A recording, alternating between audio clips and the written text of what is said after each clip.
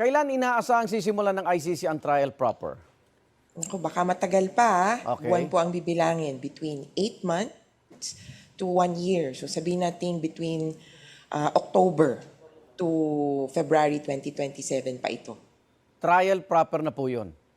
Opo, kasi kailangan may yung paghahanda, behind the scenes na natin makikita or walang public hearing, yung magaganap na status conferences, magaganap na discussions. Kaya po kapag nagsimula naman ang trial proper, halos tuloy-tuloy na ito. May option ba si dating Pangulong Duterte na i-waive yung kanyang karapatang hindi personal na dumalo sa mga paglilitis na yan?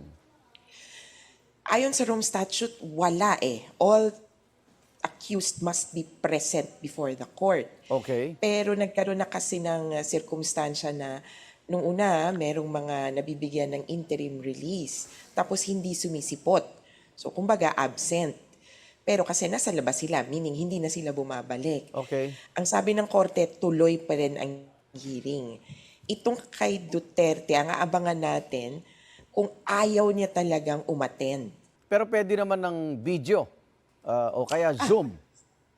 Definitely. So, ang ICC, binibigyan niya ng leeway o daan na maka-attend yung akusado kung gusto naman talagang umattend. Yung video, Zoom, at saka yung pag-attend or parang naka-live stream sa kanya ay mga options na pagdalo niya. Yung mismong trial, yung paglilitis, taon din ba ito? Opo, sa karanasan ng ICC, pinakamatagal nila 10 years. Isa sa pinakamabilis, mga 3 years. Palagay namin, mas malapit sa 3 kesa sa 10 years. Pagdating sa mga ebidensya naman, attorney, posible bang madagdagan pa yung mga ipipresenta ng prosecution at defense team? Ay, definitely, kumbaga, madadagdagan yung makikita natin. Pero nagkaroon na ng palitan ng ebidensya last year. At kalakhan doon sa ebidensyang yun, hindi pa natin nakikita.